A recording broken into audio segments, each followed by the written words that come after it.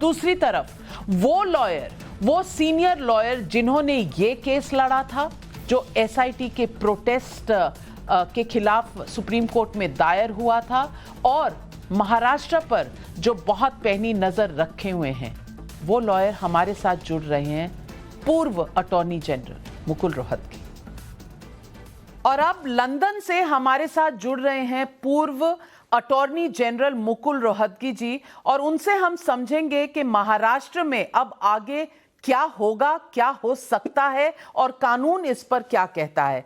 मुकुल रोहतगी जी नमस्कार, और सवाल पब्लिक का शो पर हमारे साथ जुड़ने के लिए आपका बहुत बहुत धन्यवाद। आज महाराष्ट्र के सारे लोगों के अंदर एक ये सवाल है कि महाराष्ट्र में सरकार कौन चला रहा है, क्योंकि एक मुख्यमंत्री है जिनके पास एमएलए कम दिख रहे हैं, एक ब्रेक अवे ग्रुप है वो गुवाहाटी में आसाम में बैठा हुआ है, और कामकाज और जनता सब मूक दर्शक बनकर देख रहे हैं जो कामकाज ठप पड़ा है। आगे महाराष्ट्र में क्या हो सकता है? देखिए नाविका जी, प्रैक्टिकल तौर से देखा जाए तो महाराष्ट्र में सरकार ना के बराबर है, इनविजिबल है या नॉन फंक्शनल है। ना तो उनके मंत्री हैं जो काम पे जा रहे हैं, ना एमएलए हैं जो असम में बैठे हैं, ना चीफ मिनिस्टर कुछ कर रहे हैं, उन्होंने अपना घर भी खाली कर दिया है। तो ये बात साफ है कि जनता की तरफ कोई नहीं देख रहा, जनता का काम कोई नहीं कर रहा। जिस पर्पस के लिए ये चुने गए थे वो पर्पस सब भूल गए हैं, सिर्फ सत्ता की बात हो रही है। दूसरा, जहां तक आपने यूज किया ब्रेक अवे ग्रुप, अगर 55 में से 40 या 40 से ऊपर एक तरफ हुए तो उसको ब्रेक अवे ग्रुप कहना ही गलत है, क्योंकि वो एक बहुत लार्जर हिस्सा है मेन का, तो वो अपने आप को मेन कहेगा, और जो बाकी रह गए हैं 10-12 वो पुराना ग्रुप बोलिए, लेकिन वो ब्रेक अवे माना जाएगा क्योंकि जो उसकी मेजॉरिटी है सब वो वहां चली गई, तो वो ही रियल पार्टी रही ना।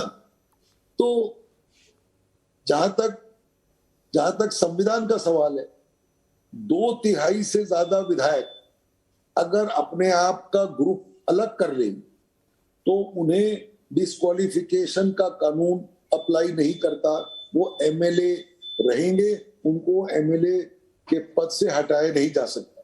ये तो कानून का सवाल। अब आपने पूछा आगे क्या होना चाहिए।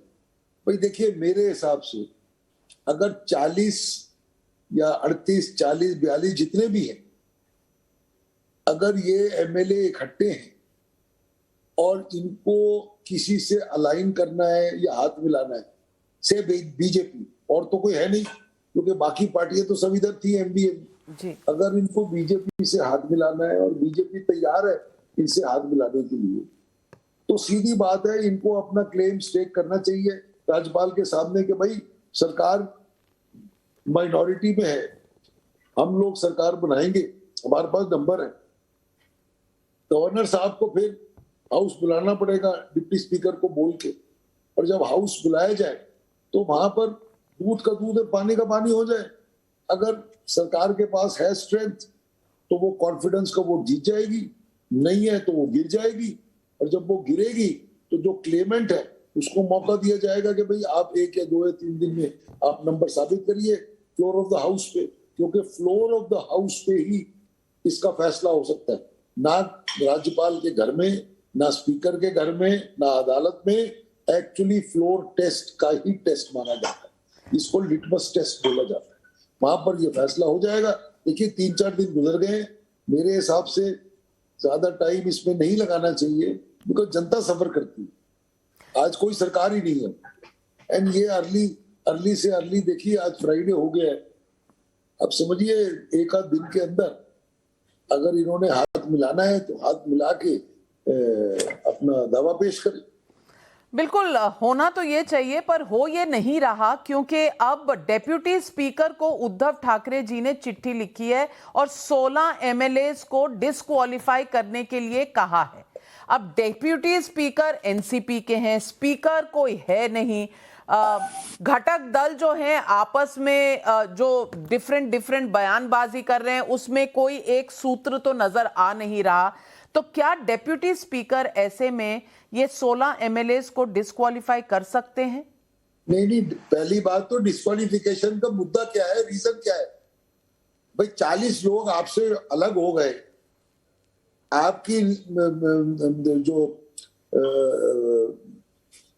लीडरशिप थी उस लीडरशिप को ये मानते नहीं, आप अपना घर खाली करके चले गए हैं, आपने खुद हार मान ली है कि आपके साथ लोग नहीं है और मेजॉरिटी लोग चले गए हैं, तो जब उन्हें डिस्क्वालिफिकेशन का कानून उन पे लागू नहीं होता, एंटी डिस्क्वालिफिकेशन का कानून, एंटी डिफेक्शन का लागू नहीं होता, तो किस बात की डिस्क्वालिफिकेशन है? ये सिर्फ डेस्परेशन के आर्गुमेंट। डिस्क्वालिफिकेशन के मुद्दे आपने पूछा, वो राजस्थान में भी हुए थे। राजस्थान वो अब फाइनली मैंने किए थे कुछ कोर्ट में, आज भी इधर उधर लटक रहे हैं कोर्ट में, सरकार का टेन्योर आधे से ज्यादा ऊपर हो चुका है। ये सब डेस्परेशन की बात है। मैंने आपको बताया सबसे पहले वोट ऑफ कॉन्फिडेंस या वोट ऑफ नो कॉन्फिडेंस, कुछ भी बोलिए आप, वो होना चाहिए अगले 2-4 दिन के अंदर, प्रॉपर सरकार होनी चाहिए। उसके बाद अगर कोई खास रीजन है डिस्क्वालिफिकेशन का, किसी इंडिविजुअल का कुछ है, तो देखिए वो स्पीकर डिसाइड करेगा एक लीगल केस की तरीके से। स्पीकर नोटिस दे, पहले पिटीशन आएगी, स्पीकर पिटीशन पढ़ेगा, फिर एडमिट करेगा, फिर नोटिस जारी करेगा एमएलए के खिलाफ, एमएलए उसका जवाब देगा, फिर एविडेंस भी लीड हो सकता है। उस बात को 2-4-6 महीने पर आप जानते हैं मुकुल रोहतगी साहब, ऐसे केस अक्सर कोर्ट में पहुंचते हैं क्योंकि स्पीकर को कभी निष्पक्ष कोई मानता ही नहीं है और ये ट्रेंड रहा है। तो मैं पूछ रही हूं कि जिस तरह राजस्थान में हुआ, 6 एमएलए बीएसपी के थे, कांग्रेस के साथ मिल गए 6 के 6 और वो कांग्रेस में समा गए। अब आप करते रहिए उनका डिस्क्वालिफिकेशन, उनके खिलाफ केस, 3-3, 4-4 साल केस चलते रहेंगे, सरकारें भी चलती रहेंगी, सत्ता भी भोगी जाएगी। तो ये महाराष्ट्र में भी अब हम देखेंगे क्या? नहीं, देखिए महाराष्ट्र का फैक्ट्स जो है वो बिल्कुल क्लियर है। राजस्थान में बीएसपी थी, कांग्रेस थी, बीजेपी थी, एटसेट्रा एटसेट्रा। यहां पर तो एक पूरा गुट 40 का है 55 में से। तो यहाँ कोई ऐसा इंडिविजुअल 2 या 3 है ही नहीं जो इधर गए उधर गए। तो 40 का गुट अलग हुआ है। जब 40 का गुट अलग है तो डिस्क्वालिफिकेशन का मतलब क्या है? ये बेकार डेस्परेशन की बात है। This is to divert attention और इसका कोई मतलब। रोहतगी साहब, जाते जाते बस एक सवाल पूछना चाहती हूँ, क्या सुप्रीम कोर्ट को सो मोटो कॉग्निसेंस नहीं लेना चाहिए कि ये जो आया राम गया राम, ये इधर रिजॉर्ट पॉलिटिक्स उधर रिजॉर्ट पॉलिटिक्स, होटलों में जाकर एमएलए को बंद करना, ये हॉर्स ट्रेडिंग खुलेआम सबके सामने दिख रहा है। अब इसमें आप एविडेंस ढूंढने जाएंगे तो एविडेंस कौन देगा और कहां से मिलेगा? लेकिन ये खुला जो खेल हो रहा है, इसको बंद करने का कोई उपाय नहीं निकलना चाहिए? देखिए, ये डेमोक्रेसी का हिस्सा है। सुप्रीम कोर्ट को सुओ मोटो ज्यूरिसडिक्शन इसमें लेने का कोई इख्तियार नहीं है। ये डेमोक्रेसी का हिस्सा है, होता है। अनफॉर्चुनेट है कि इस तरह ज्यादा हो रहा है, पर थोड़ा बहुत तो जब लोग डिससेटिस्फाइड होते हैं एक ग्रुप से, एक पार्टी से, तो दूसरी तरफ जाते ही है ना। तो इसको हर चीज को हॉर्स ट्रेडिंग नहीं बोल सकते आप। बट यस, किसी एमएलए को बंद करना, उसको दबा के रखना या पैसे देना, वो बात गलत है। बट डेमोक्रेसी में लोग इधर से उधर तो जाएंगे, ये डेमोक्रेसी का काम है। लेकिन जितना जल्दी हो उतना बेटर है। एक नॉन फंक्शनल गवर्नमेंट संविधान के अंदर नहीं होनी चाहिए। That is all I want to say. Thank you very much Rohatgi साहब, हमारे साथ जुड़ने के लिए और हमारे दर्शकों को समझाने के लिए कि महाराष्ट्र में आगे होगा क्या। हम आपके बहुत बहुत शुक्रगुजार हैं। थैंक यू, नमस्ते। Thank you Navika.